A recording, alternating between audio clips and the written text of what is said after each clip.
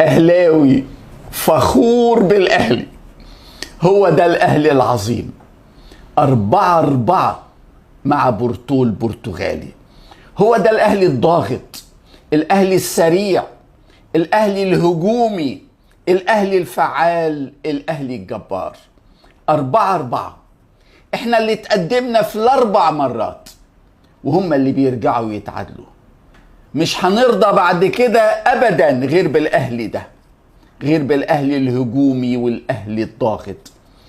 آخر ربع ساعة في المباراة واحنا متقدمين 4-3 شفنا أقوى أداء للنادي الأهلي من سنين طويلة. ومع مين؟ مع بورتو البرتغال.